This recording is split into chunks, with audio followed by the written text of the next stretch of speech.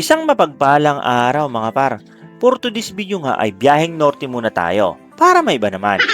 Ang pupuntahan nga natin mga par ay walang iba kundi ang Our Lady of Grace Grotto na matatagpuan sa Sitio Malapad na parang Barangay Sibol, San Miguel, Bulacan. Sa biyaheng ito mga par ay marami tayong magagandang tanawin na dadaanan. Katulad na lamang ng maraming mga rider na nakatigil o nakatambay dito sa area na to mga par.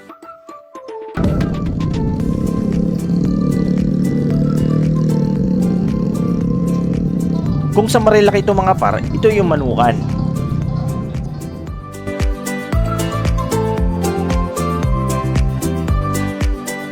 Bilang solo rider mga par, katuwang ko na sa paglalakbay ay ang Google Map. Yun nga lang, papadaanin ka sa mga bundok at liblib na lugar na halos walang dumaraan. Tiwala na lang sa motor mga par, na huwag sanang masiraan.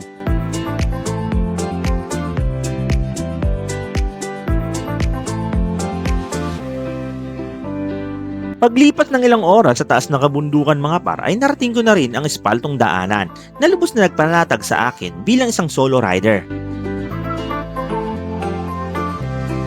Sa ilang oras na pagbiyahe ko mga par ay busog na ang mga mata ko sa mga gandang tanawin na nadaanan ko. Sarap talaga bumiyahe, lalo pag ganito ang makikita mo sa daanan mga par. Nakakawala ng pagod.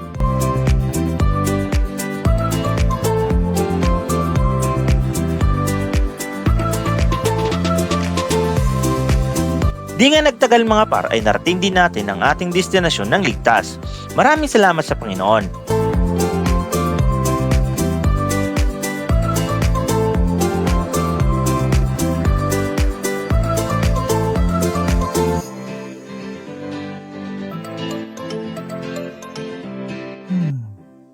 Done.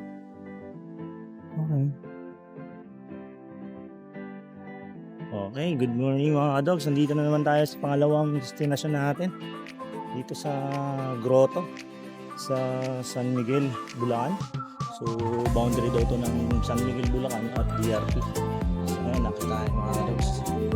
Maligayang pagdating sa Our Lady of Grace Grotto, isa sa kilalang pilgrimage tourist destination sa bayan ng San Miguel, Bulacan mga par. Matatagpuan ito sa Sitio Malapad na parang Barangay Sibol, isang lugar na napapalibutan ng kalikasan at tahimik na kapaligiran na nagbibigay ng perpektong lugar para sa panalangin at pagmuni-muni mga par. Sa pagpasok pa lamang sa grotto, agad na mararamdaman mo ang katahimikan at kamanalan ng lugar. Ang pangunahing tampok nito ay ang imahe ni Mahal na Birheng Maria bilang Our Lady of Grace na dinarayo ng mga deboto upang mag-alay ng panalangin, humingi ng gabay at magpasalamat sa biyaya kanilang natanggap. Bukod sa pagiging isang lugar ng debosyon, ang grotto rin ay isa ring paboritong destinasyon ng mga manlalakbay at mga naghahanap ng pahinga mula sa abalang pang-araw-araw na buhay. Ang luntiang kapaligiran, sariwang hangin at magandang tanawin ay nagbibigay ng kakaibang karanasan sa bawat bumibisita rito.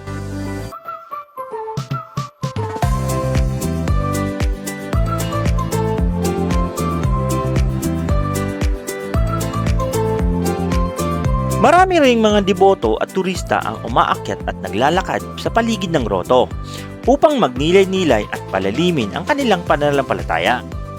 Ang katahimikan ng lugar ay nagiging daan upang higit na mapalapit ang mga tao sa Diyos at magkaroon ng kapanatagan ng isip at damdamin mga par. Sa paglipas ng mga taon, nanatiling mahalagang bahagi ng turismo at relihiyosong buhay ng Bulacan ang Our Lady of Grace Grotto. Ito ay kinilala bilang isa sa pinakapaunahing pasyalan ng Puok Dalanginan sa lalawigan. Kung ikaw ay naghahanap ng lugar para sa panalangin, pagnilay-nilay o simpleng pagtaka sa ingay ng lungsod, ang Our Lady of Grace Grotto sa San Miguel, Bulacan ay isang destinasyong tunay na sulit bisitahin mga par.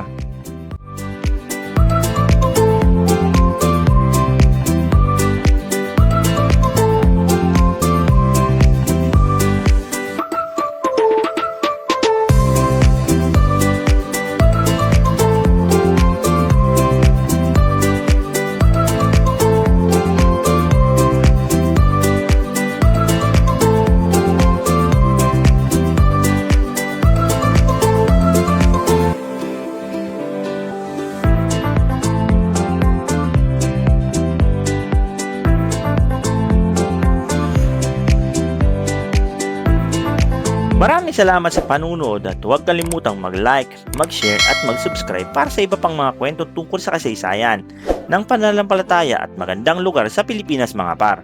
Maraming salamat. Ako nga pala si Dogs TV at nagsasabing bye-bye.